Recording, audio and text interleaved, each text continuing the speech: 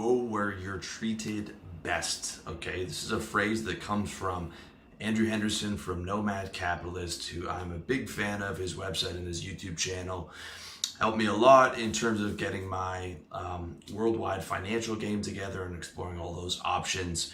And the truth of the matter is, home is where the heart is. It is not where you are born on some random occurrence, okay? And where your heart is going to be where you have the best quality of life. Believe me, if you can see in the reflective mirror back there all the palm trees and the sunshine that I live in every day in Thailand, it was very easy to get adjusted to here after living in Canada for 32 years with 6 months of winter where it would get down to minus 32 degrees Celsius, sometimes minus 40 in February.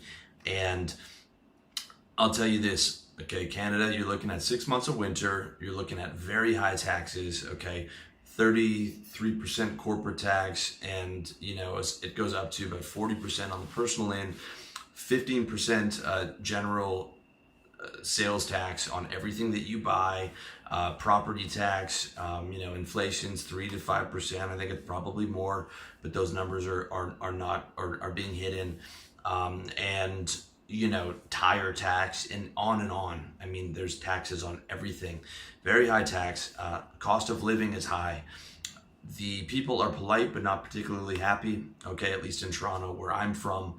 There is an intrusive government. You know, you have to fill out paperwork or wait in line to do pretty much anything that you want to do. And look, I have a lot of nice things to say about Canada as well. I have a lot of good friends there, my family. I had a good education from the public school system there. It's a very functional country. It's a peaceful country, so I don't want to bash Canada too much, but in terms of just for me as a hungry entrepreneur who wants to live, you know, comfortable and well and have the good things in life, it would have been difficult to do what I wanted to do, okay? If I had wanted to, I mean, I was doing, you know, pretty well as a salesman, and if I'd wanted to do a business there, I probably would have done real estate, you know, sold real estate. I could have made good money at it, but that for me, that wouldn't have been fulfilling enough for the life that I wanted to live. Plus, still with those taxes and that high cost of living, you know, it just was not where I was going to be treated best. So I moved to Chiang Mai about 3 years ago, where it's very cheap to live, okay? And I built the business before I left, okay, which is, guys, you got to do that. Don't listen to all these digital nomad, you know, fly across the world and build a business. No, you build a business first. I came to Chiang Mai because it was cheap and warm, and you know, I could structure the taxes and everything favorably. And even getting off the plane, I got a warmer welcome here than what I did when I went back to Canada, where I got the 3rd degree. You know, they sent me over to the second line because they were trying to figure out why I was in Thailand for a couple of years. And I said, hey, I've got an online business and all that. And you know, even just being welcomed back to my home country, it's, you know, 100 times easier for me to get over here into Thailand and Chiang Mai. They just wave you through. They, you know, might pat you down for half a second. But I mean, it's totally different, you know, just starting from there, okay? And then I can get an apartment, a 1-bedroom here in downtown for $300 a month. My food bills, even though I eat health, you know, good food is nothing. Going out for meals is nothing. You know, super fast internet is nothing. 4G phone is nothing. And, you know, it applies to shopping, it applies to the grocery store, it applies to being able to, you know, go where you're treated best, going to nice restaurants. You know, bad things don't happen when you go to nice places. Bad things happen when you live in poor neighborhoods, when you go to dive bars, when you go to nights at the club that are known for thugs being there, or potentially dangerous people, or walking home from a bar when you're drunk in downtown in a major city. That's when bad things happen. When you only go to you know, wealthier, nicer places, you live somewhere that's safe, you live somewhere where, you know, you can, you know, stress your dollar a lot farther and be able to live in a nice neighborhood and all that. All those things, I mean, really add up in terms of your quality of life, okay? And, you know, so if you wanted to come out to Chiang Mai or wherever it was going to be, to me, I came here, I had a few metrics that I wanted to hit before I was going to leave. and I'm probably going to be close to them by the end of the year, especially when I bring on this coaching. And then the next step is looking at Kuala Lumpur right now, looking at a number of different places.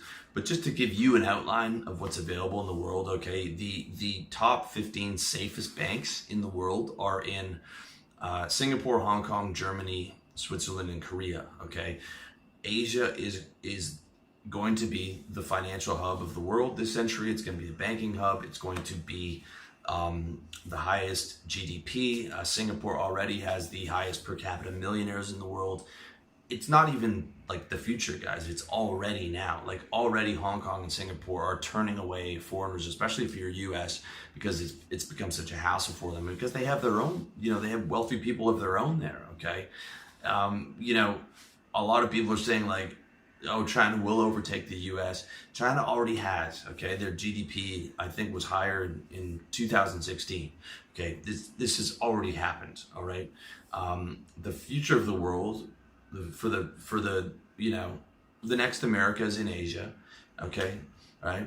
Before it was London, then it was New York. Now it's gonna be Asia, but it's already happened, guys. Okay, it's already happened, and it's hard for me not to see how all the economies out here aren't going to be massive growth plays, okay? But just the safety of the banks, it takes till 40 to get to the U.S. banks because of how fast and loose they play with derivatives and the reserve ratios and stuff. It takes 44 to get to the U.K. banks, okay? So the former quote-unquote colonies, right, Hong Kong and Singapore, have now become the masters, okay?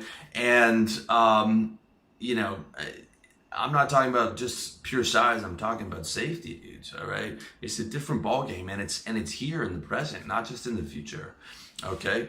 Now, Singapore might be tough to get into, but Malaysia right now, a lot of people don't know, Kuala Lumpur is a very, very, it's a much more advanced city than a lot of people would think. You grew up and you look at made in Malaysia, but that was like 15, 20 years ago.